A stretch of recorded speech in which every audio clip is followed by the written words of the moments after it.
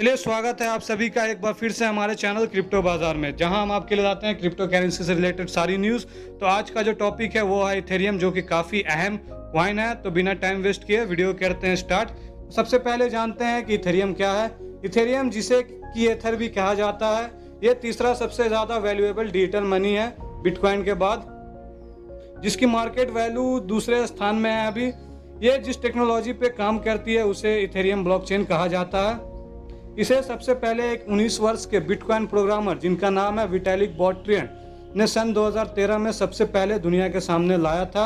इस crypto currency ने अपनी पॉपुलैरिटी को बहुत ही कम समय में बहुत ऊपर तक ले लिया है। यदि हम इसकी अभी की वॉल्यूएशन की बात करें तब ये होगा करीब 46 बिलियन, जो कि लगभग $480 प्रति कॉइन है। ये प्राइस ऊपर नीचे होती रहती है। बुटेरियन ने इथेरियम को कुछ इस प्रकार से इम्प्रूव किया है कि यह बिटकॉइन के मुकाबले बहुत हद तक बेहतर है। बिटकॉइन के जैसे ही यह एक डिसेंट्रलाइज पेमेंट नेटवर्क है, जिसकी अपनी क्रिप्टोग्राफिक करेंसी है, जिसे कि दुनिया में हम किसी भी जगह को इंटरनेट की मदद से भेज सकते हैं। और ऐसा करने के लिए हमें किसी बैंक या थर्ड पार्टी पे निर्भर नहीं होना पड़ता। इन कोडेड ट्रांजैक्शन को डिसेंट्रलाइज लेजर पे स्टोर किया जाता है, जिसे ब्लॉकचेन भी कहा जाता है, और यह सभी को विजिबल होता है जो कि नेटवर्क में मौजूद रहते हैं। तो इथेरियम को किसने बनाया? जैसे कि हम जानते हैं कि बिटकॉइन को बनाने वाले का नाम संतोशी नाकामोटो है, जो कि एक अननोन इंसान है जिसके बारे में किसी को सही जानकारी नहीं है। लेकिन इथेरियम में बात कुछ अलग है। इसके जनक का नाम विटालिक बुटेरिन, जो कि कनाडा के निवासी हैं और जिनका जन्म रशिया में हुआ था। उन्होंने 2013 में इस आइडिया को पब्लिश किया था और जिसे पूरी तरह से सेटअप करने में 2 साल लग गए। बुटेरियन एक बहुत ही मेधावी छात्र हैं, जिनकी दिलचस्पी गणित विज्ञान में काफ़ी ज़्यादा है, और उन्होंने इंटरनेशनल ओलंपियाड इन इंफॉर्मेटिक्स सन 2012 में ब्रॉन्ज मेडल जीता था। उन्हें थीफ फेलोशिप, जो कि वर्थ $1 लाख की थी, सन 2014 में मिली थी, जिसके बाद उन्होंने यूनिवर्सिटी ऑफ वाटरलू से ड्रॉप आउट कर लिया। बुटेरियन और कैनेडियन एंटरप्रेन्योर जोसेफ लुबिन से मिलकर इथेरियम स्विट्जरलैंड GmbH की शुरुआत की 1 वर्ष के अंतराल के बाद।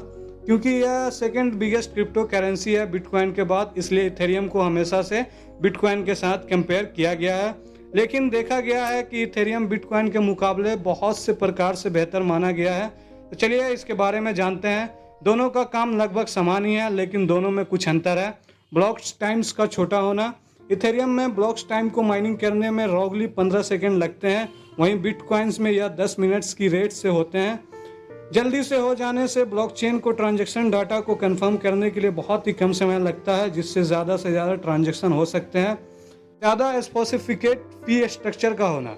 इथेरियम में ट्रांजैक्शन फीस स्टोरेज नीड्स और नेटवर्क यूजेस पर आधारित होते हैं, वहीं बिटकॉइन ट्रांजैक्शन ब्लॉक साइज पर आधारित होते हैं और एक दूसरे से कंपैक्ट करते रहते हैं। स्पेसिफिकेटेड माइनिंग का होना।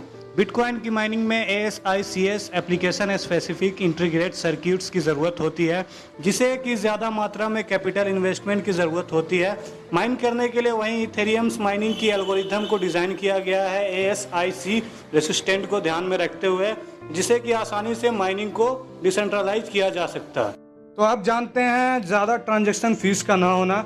बिटकॉइन की तुलना में इथेरियम में ट्रांजैक्शन फीस कम पड़ती है, और अब ज़्यादा से ज़्यादा टेक्नोलॉजी का इस्तेमाल होना। इथेरियम में करेंसी के साथ साथ दूसरे थर्ड पार्टी एप्लीकेशन को भी अलाउ किया जाता है नेटवर्क में रन होने के लिए। वहीं बिटकॉइन में केवल करेंसी को ही अलाउ किया जाता है नेटवर्क पे रन होने के लिए। अब जानते हैं माइनर्स के लिए ज़्यादा प्रॉफिट। इथेरियम में बिटकॉइन के मुकाबले माइनर्स ज़्यादा प्रॉफिट कमाते हैं। इथेरियम की प्राइस किस तरह से इफेक्ट होती है? जब से इथेरियम को लॉन्च किया गया है तब से इसका मूल्य धीरे धीरे बढ़ रहा है। वहीं बिटकॉइन की प्राइस में काफ़ी जल्द बढ़ोतरी आई है। बीच में इथेरियम के मूल्य में काफ़ी कमी आ गई थी, क्योंकि किसी ने इसके फाउंडर को मृत घोषित कर दिया था, जो कि एक अफवाह थी। इसके चलते ही एक दिन में इथेरियम का मूल्य 20% तक कम गया था। हाल ही में ही कई बड़े कंपनीज ने इथेरियम में अच्छा इन्वेस्टमेंट किया है, जिसके चलते इसके मूल्य में काफ़ी बढ़ोतरी आई है। इथेरियम ज़्यादा फोकस स्मार्ट कॉन्ट्रैक्ट्स पर देता है। अब बात उठता है कि यह स्मार्ट कॉन्ट्रैक्ट्स क्या है, तो मैं आपको बता देना चाहता हूं कि यह कॉन्ट्रैक्ट्स को कोड में लिखा जाता है, जिसे कि क्रिएटर्स ब्लॉकचेन में अपलोड करते हैं। यदि कभी भी किसी कॉन्ट्रैक्ट्स को एग्जीक्यूट किया जाता है तब सभी नोड्स जो कि नेटवर्क में मौजूद हैं उन्हें रन करते हैं, जिन्हें बाद में ब्लॉकचेन पे अपलोड किया जाता है और ऐसे ही उन्हें पब्लिक लेजर में स्टोर किया जाता है, जो कि थ्योरेटिकली टेम्परेरी प्रूफ होते हैं। छोटे कॉन्ट्रैक्ट्स स्ट्रक्चर होते हैं इफ देन स्टेटमेंट्स की तरह। जब कुछ कंडीशन फुलफिल होते हैं तब वो प्रोग्राम इस कॉन्ट्रैक्ट को पूरी करती है। क्योंकि सभी कंप्यूटर्स जो कि नेटवर्क में स्थित है वो सारे हो रहे हैं ट्रांजैक्शन जो कि डिजिटल लेजर में हो रही है, ट्रैक्स कर रही है। आपको इथेरियम में इन्वेस्ट करनी चाहिए या नहीं? अगर ये मैं इथेरियम के मूल्य की बात करूं तो बहुत ही कम समय में इनका मूल्य काफ़ी बढ़ गया है और बढ़ता ही जा रहा है। एक बात आप सभी को मैं बता देना चाहता हूं कि क्रिप्टो करेंसीज की मूल्य का कोई भी वास्तविकता नहीं होता है और इनमें उतार चढ़ाव होता रहता है। इसलिए ऐसे बहुत से लोग के बारे में आपने सुना भी होगा कि कैसे वो बहुत ही कम समय में करोड़पति बन गए। ये सभी चीज़ें इथेरियम की ही देन है। अब बात करते हैं कि इथेरियम का फ्यूचर क्या है। जब से इथेरियम की उत्पत्ति हुई है तब से लेकर इथेरियम की मूल्य लगातार बढ़ती ही जा रही है।